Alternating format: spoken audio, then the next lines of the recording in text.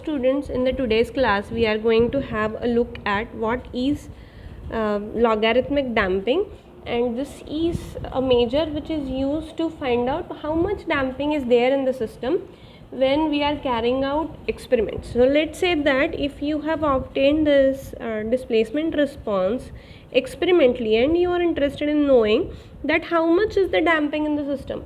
So this is the only thing that let's say you have. So this is time axis over here and you have x axis over here, okay, in which you are plotting displacement at this level.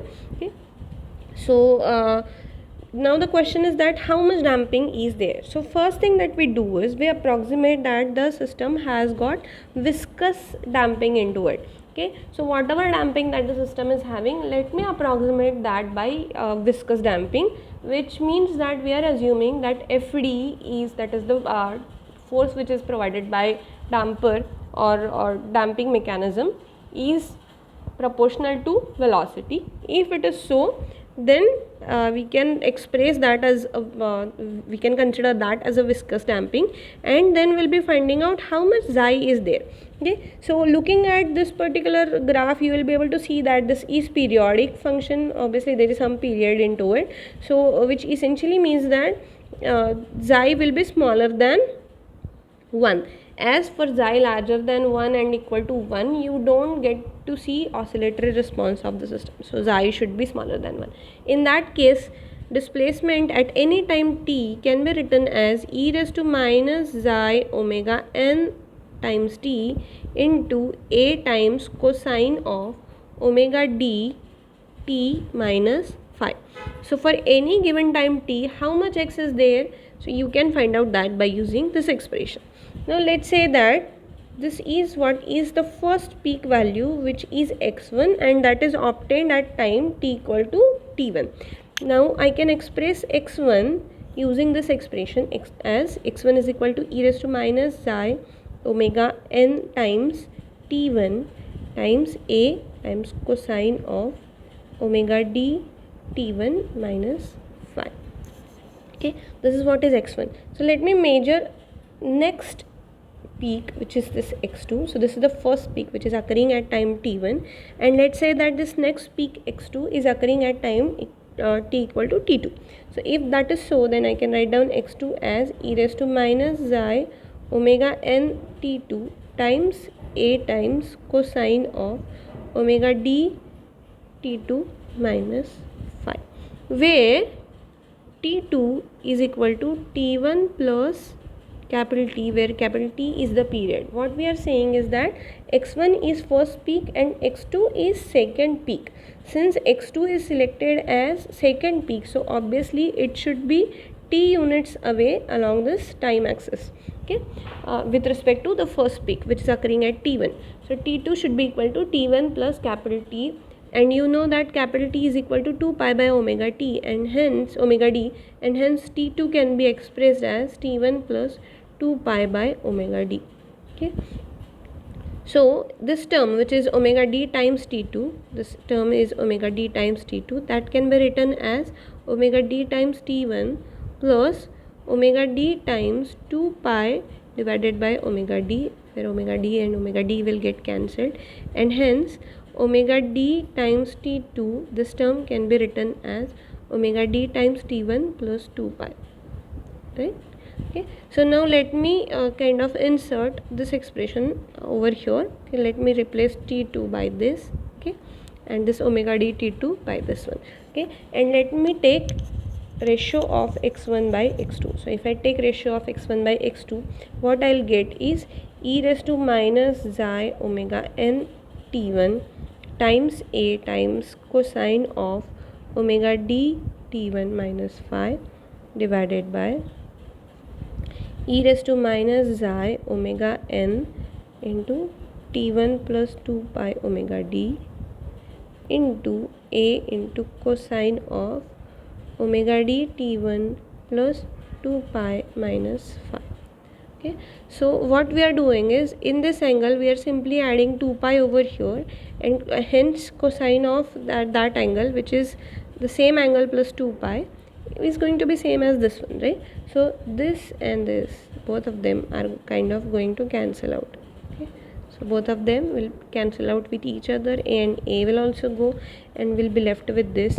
And again this sum over here in the power can be expressed as multiplication of e raised to minus xi omega n times t into e raised to minus xi omega n times this one. Okay, so essentially I'll write down x1 by x2 as e raised to minus xi omega n t1 divided by e raised to minus xi omega n t1 times e raised to minus xi omega n times 2 pi over omega d. This and this will go away, and this is something which we are left with.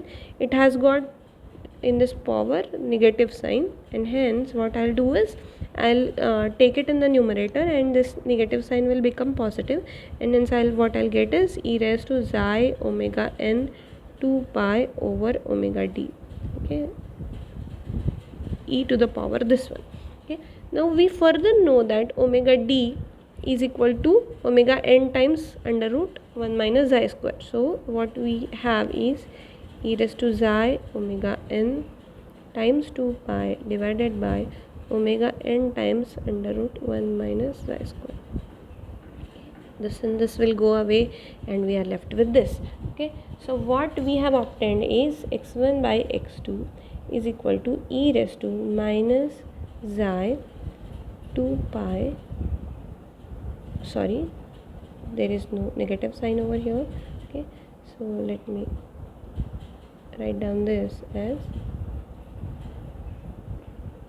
2 pi xi over under root 1 minus xi square. This is what we have obtained. So ratio of these two amplitudes, these two successive amplitudes, comes out to be equal to this one. Now in this term you will be able to see that what is the factor, what is the system parameter which is kind of playing a role in determining this. It is only xi. Okay, so only xi is going to determine what is the ratio of two successive amplitudes, and there is no any role of omega n in this. So whatever be the omega n, these two successive amplitude ratios is only governed by the xi. Okay, so which essentially means that once you know this ratio, you can find out this xi, right? So because that's the only parameter which is unknown over here once you know xi x1 by x2.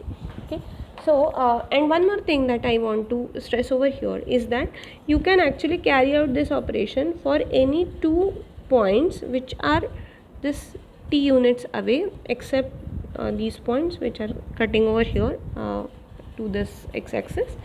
For all other points you can carry out this you could have seen over here as well. Okay, on the negative side of the amplitude, or you could have picked these 2 points. However, picking up amplitudes is always easier, that is the maximum points. Okay, so where you get to see maximum displacement, so picking up those points experimentally becomes always easier, and that's why we are finding out ratio of x1 by x2, which are the amplitude, successive amplitudes. Okay, so let me take logarithm of this equation. Okay, so logarithm to the base e. So if I do so, what I'll get is ln of x1 by x2, ln of this ratio is equal to 2 pi xi over under root 1 minus xi square, and this is what is delta, which is logarithmic decrement. Okay, so this is called as logarithmic decrement. Okay, now once you measure this logarithmic decrement delta, you can find out xi. Okay, however, what happens is that we don't measure two successive amplitudes, rather this is what we do experimentally. It's always not so easy to measure two successive amplitudes, even if it is even if you can, so you are likely to kind of have certain errors in that measurement. And let's say that if at all you have to have measurement errors, then it's better to span those measurement errors to the over this longer time spread. Okay, so what is error that is creeping in one single period, that will become smaller, and hence your estimations will be much more accurate. So from that perspective, what we do is we don't take ratio of x1 by x2. Rather, what we do is we, let's say, take ratio of x1 by x4. So you measure the first amplitude and let's say fourth amplitude. Or maybe 10th amplitude or something like that. Okay. So if you do so, what you are doing is you are measuring three successive, in this case when I am measuring first and fourth amplitude, so I am considering three successive periods, x1, x2, x3 and x4. Okay, so I am starting my measurement from over here and I'll end it over here. So this is the first period, this is second period and third period. So three periods are there that I have considered. So even if there is any measurement error over here, so that measurement error will get distributed over these three periods, and essentially its share over one period will be smaller.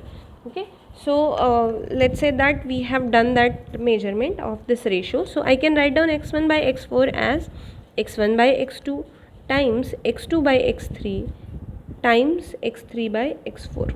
Okay, and each one of these three ratios is equal to this one. Okay, so what I'll get is, from this ratio I have e raised to 2 pi xi over under root 1 minus xi square.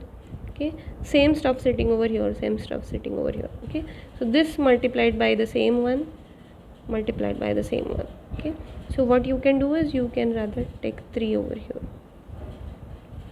Okay, so 3 times 2 pi xi over 1 minus xi square.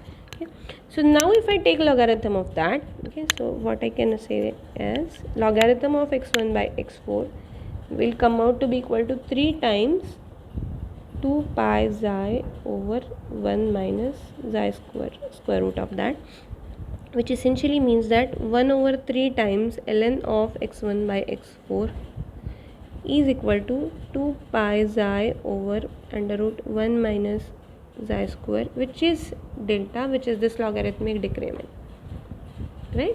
So you can carry out this for any n number of periods. So let's say that we are doing it for n number of periods. So what we'll get is 1 over n times ln of x1 by x of n plus 1.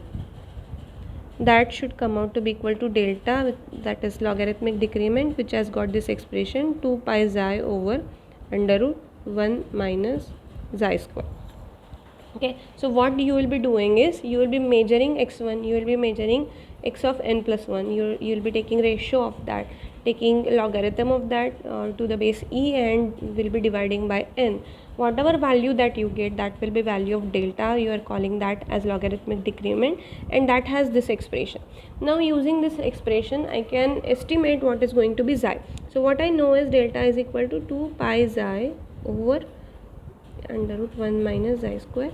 So I'll square this entire equation, and then I'll get delta square is equal to 4 pi square times xi square divided by 1 minus xi square. So I can rewrite this as 1 minus xi square over xi square. So I've taken this term on this side and this term on this side. Okay, which is equal to 4 pi square over delta square, which essentially means that 1 over xi square is equal to 4 pi square plus delta square divided by delta square, which essentially tells you that xi square is equal to delta square divided by 4 pi square plus delta square, which means that xi is equal to delta divided by under root 4 pi square plus delta square. So once you know delta, once you find out delta using experiments, you can find out xi. Okay, so what you have to do is you have to just plug in this value of delta, whatever that you have obtained over here in this expression, and you get the value of xi. Now if you observe experimentally that the kind of damping that you see over here is really very small, then in that case you can then in that case what you can do is you can approximate that xi is really very small, which is very small than 1. Okay, in that case this 1 minus xi square term is almost equal to 1, and hence under root 1 minus xi square can be considered to be equal to 1, and delta becomes 2 pi by xi approximately, and hence xi becomes delta over 2 pi. So this is the approximate expression of xi and this is the accurate expression of xi. Okay, so when xi is very small, you can use this. When xi is you cannot make that approximation that xi is small, then you better go for this. Okay, so this is how you can extract data experimentally. This is what is the logarithmic decrement that we have talked about, and now in the next class we are going to start with a new topic in this damped vibrations, which is friction damping. Okay, so we'll stop over here for today. Thank you.